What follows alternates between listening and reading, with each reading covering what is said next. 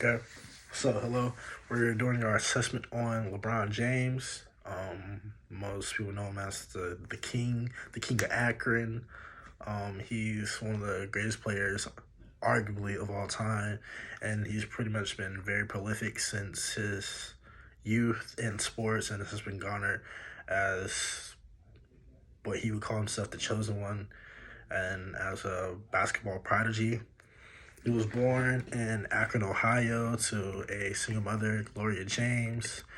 And as in middle school, he played on the AAU team that won a national championship. So he garnered national attention at a very young age in eighth grade and was able to withstand that without cracking to pressures from the outside and continue to be successful within life, even though he had such high expectations placed upon him at an early age.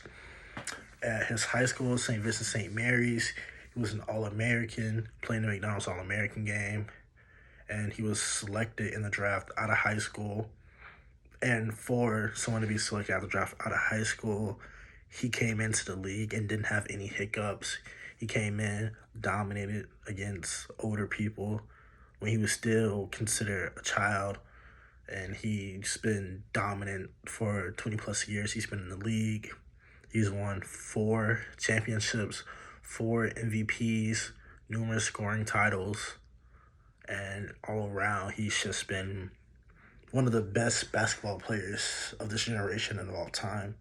We chose him because we believe that for someone to be this successful for that long, it takes a large amount of mental fortitude and just a very, very strong mental capacity to play the game at such a high level he does, and to play with the IQ he does, and to also not succumb to doubts, peer pressures, and to ever really just have a fault in his game completely.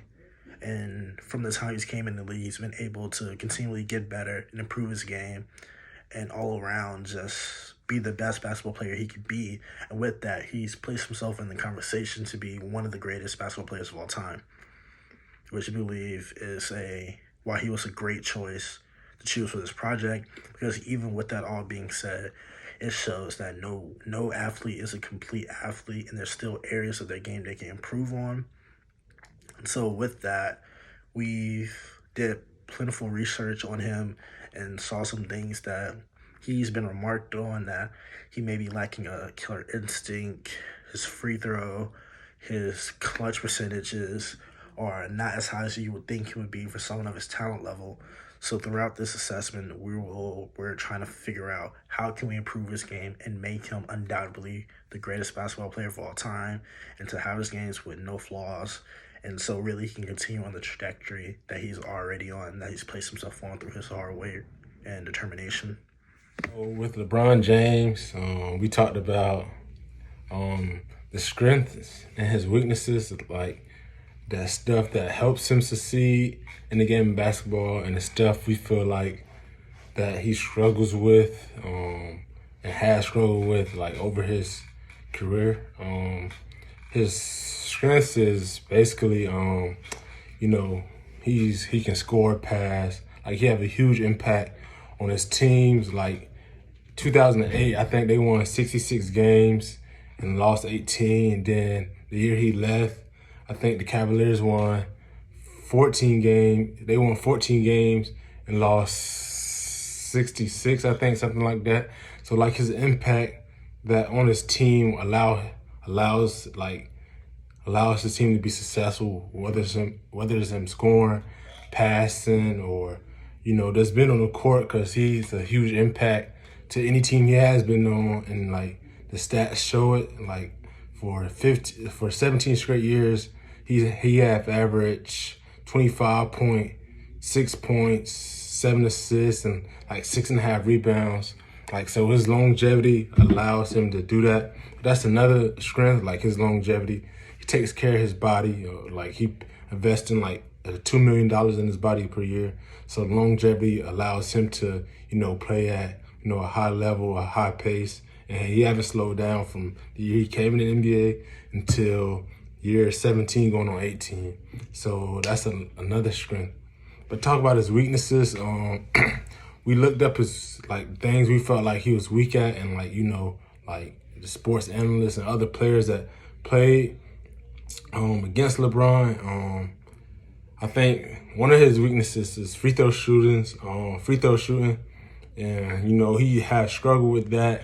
I think last year in the 2020 season, LeBron shot like 68% at the free throw line. So when the games came down, like in crunch time, like LeBron will kind of shy away from shooting free throws, like the big free throws, or he'll shoot them and miss.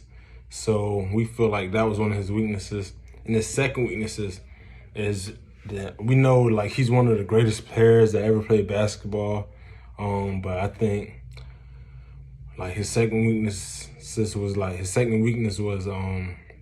having that killer instinct. Like he'll look to, pass when the game's on the line. Like if it's like 7 seconds, he'll look to pass the ball rather than scoring, knowing like, oh, I'm 6'9", 260, and can get like a basket or a foul call. He looked to pass and shy away from like some of the big moments. So that's another weakness he has and being like one of the greatest, we think that's one of the things that's stopping him from like being from like Michael Jordan over Michael Jordan, because like when the game's on the line, he's shooting. But when the game's on the line, sometimes LeBron will hesitate and, pass the ball rather than, take the last shot. That's been like a struggle since, like I think that he struggled with that in the 2011 finals against the Dallas Mavericks.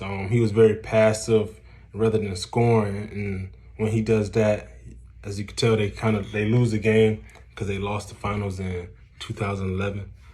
And I think it was last year in the finals, the bubble. It was like 7 seconds left and the game was on the line. LeBron could have like tried to score, but he passed it to Danny Green, and he didn't have that killer instinct. So them were the two, free throw shooting, having the killer instinct. If he changed those two, I think LeBron will be one of the greatest basketball players ever. Hello. So for the assessment we've used with our athlete LeBron James, we chose to use the performance profile, which we believe that would have given us more insight on his mental aspect of his game and how he views himself and how he views his peers and those who he see as is in that greatest of all time position. And we believe that the performance profile is a great tool to use to identify an athlete's mental strengths and weaknesses. And we use that by asking the athlete to describe the qualities and characteristics of elite level athletes and then rate themselves on those exact qualities they identified. So this would see we were able to get a gauge on his confidence levels and to see for himself those strengths and weaknesses that he believes he has in his game and go from there, and also have a baseline where we can compare at the end of our workshop and from the beginning how his game has come along and how his mental aspect has come along. And also we can see where does he rank up, where he and believe in those qualities with the other greatest players of all time that he views. So with that assessment, we went on to choose to do a goal mapping for our workshop, which we believe will heighten his confidence and performance by mapping out his goals, seeking out how he can become the greatest player of all time by comparing his attributes, his accolades, and his performance to those deemed in that position already, such as a Kareem Abdul-Jabbar, a Michael Jordan, a Kobe Bryant, and how to see how can he lift his name into that arena of people can argue and some could say he is the greatest player of all time. So with the goal mapping, it included we analyzed his progression and performance, and we set performance goals. So really, he can pretty much have a way to mark off on his list of what he needs to achieve and have things to set forward. and set forward into to know what he needs to do to continually getting better and improving this game. And with comparing these achievements, some can say he's already been chasing, like with Michael Jordan. He's considered one of the greatest players because he has 6 championships. And at the beginning of LeBron's career, in the middle, when he had no championships, he was already being garnered as one of the best basketball players. But what kept him out that conversation at that time was he didn't have any championships. He didn't will his team to win a championship like Michael Jordan did with those Bulls teams, who were also incredibly talented, and he had great players around him. But it is all credited to Michael Jordan as the workhorse who got them there. But I believe with LeBron James, with these goals we've asked him about and we've been able to find and set for him, he has a great roadmap to his end goal of being the greatest basketball player of all time. And with these goals, we can also assess his progress and how he's building to those goals, and in what ways can we continue developing and getting better at our goals and achieving them, such as with developing a killer instinct. We can figure out how we can develop more confidence in his game, where he feels like in that clutch moment he should be the one to take over, and also his free throw percentage to reach a good percentage. He knows he has to put the work in, the practice in, continually improve that aspect of his game to really round out his complete package. And I believe that after this workshop, he still has ways to go, but he's very close to improving his game and pretty much becoming the most dominant and greatest basketball player of all time. With these tactics working with LeBron, we hope, he'll have, the mindset to kill the game, every aspect. When the game on the line, we want him to take the shot. So we'll work with his mental. So, being able to talk him through what he see or what he do during the game or the last couple of seconds of the game, with talking to him, we are giving him the confidence to allow him to be able to say, oh, I can hit this shot, I can do this, I'm not going to pass the ball, I'm going to put the team on my back and allow me, to win the game. When it comes down to it, we want him to have the ball, have control.